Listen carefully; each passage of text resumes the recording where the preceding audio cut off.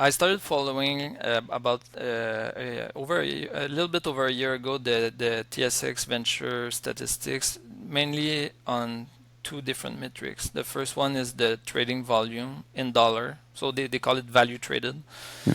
and the second one is financing volume, so the amount of financings that are raised by TSX Venture listed companies. To me, these are indicators of where we are in the cycle and the health of the market. If you have a lot of trading volume and a lot of financing, that means there's a lot of activity. People are willing to invest in microcap companies.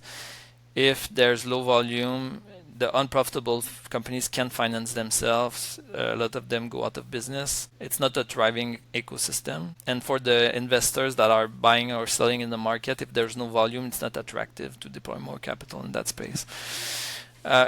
Now, I told you about the downturn from 2021 to 2023. If you look at the data in 2023, on both fronts, it was about 40% below the long-term average. I look at the 15-year average. Wow. 40% below.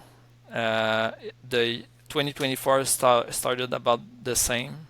Even lower. In the first few months of the year, it was even down year over year compared to 2023.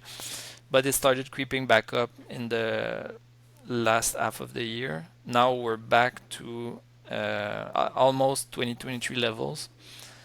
And even if you take the November data, October and November data were pretty strong in both areas. If you annualize those financing and trading volumes, you're still about 25% below historical averages. So there's still a long way to go just to get back to average. So even though, like, I look at the companies we own, for example, several stocks up over 100%, but the market is still not even back to average in terms of liquidity. That's pretty crazy when you think about it. And valuations are not that expensive, you know.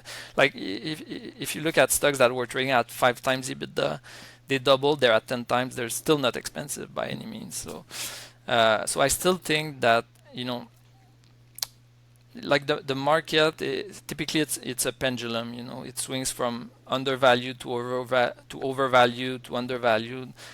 These are the cycles.